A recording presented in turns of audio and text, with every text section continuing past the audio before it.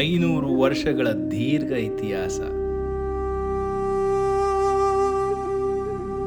1537ರಲ್ಲಿ ಕೆಂಪೇಗೌಡರ ಕೊಡುಗೆ ದೊಡ್ಡ ಬಸವಣ್ಣ ಗುಡಿ ದೇವಾಲಯ. 15 ಅಡಿ ಉದ್ದ, 20 ಅಡಿ ಎತ್ತರದ ಬೃಹತ್ ಆಕಾರದ ನಂದಿ ವಿಗ್ರಹ. ಎಲ್ಲಿ ಕಣ್ಣಾಯಿಸಿದ್ರು ಕಾಣೋದೊಂದೇ.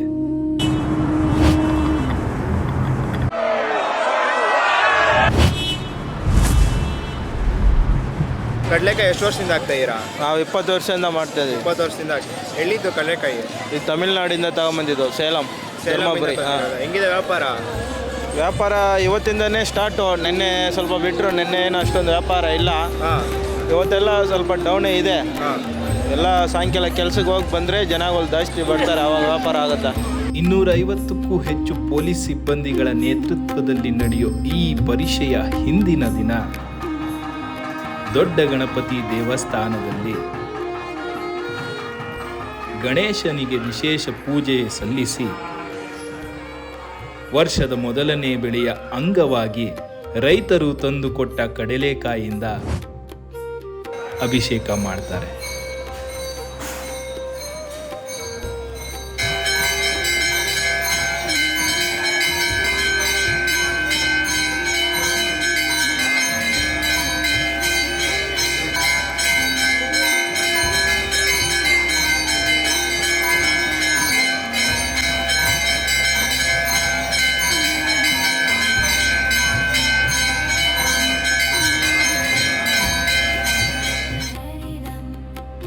ಕಡೆಯ ಕಾರ್ತಿಕ ಸೋಮವಾರ ಅಂದರೆ ಕಡಲೆಕಾಯಿ ಪರಿಷೆ ನಡೆಯೋ ದಿನ.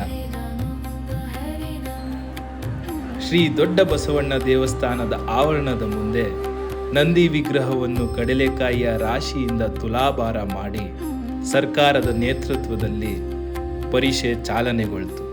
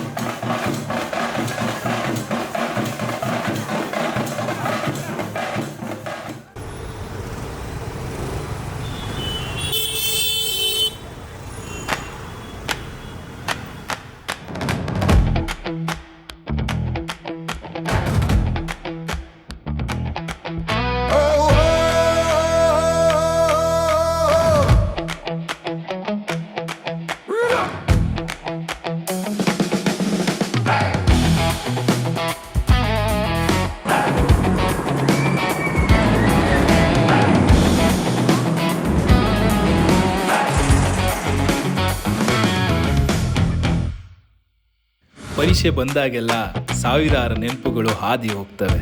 ಮುಖ್ಯವಾಗಿ ನನ್ನ ಬಾಲ್ಯದ ದಿನಗಳು. ಸಾವಿರಾರು ಜನರನ್ನ ಒಟ್ಟಾಗಿ ನೋಡಿದ ಮೊದಲನೇ ಅನುಭವ. ಹೊಸ ಜಗತ್ತು. ಈ ಮಾಯಾಲೋಕದಲ್ಲಿ ತೇಲಿ ಹೊಟ್ಟೆ ಹಸ್ದಾಗ ನಾನು ಕೇಳ್ತಿದ್ದಿದ್ದು ಕಳ್ಳೆಕಾಯ್ ಕಳ್ಳೆಕಾಯ್.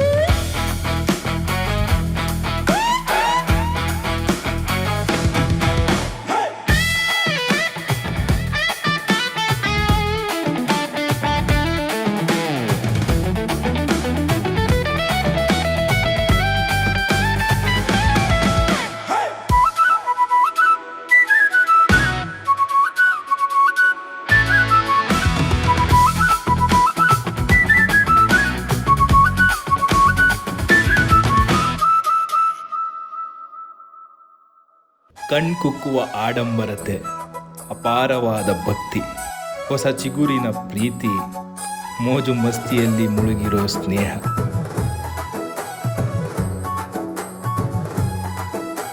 ಇದೆಲ್ಲದರ ಮಿಶ್ರಣವೇ ಕಡಲೆಕಾಯಿಯ ಪರಿಷೆ.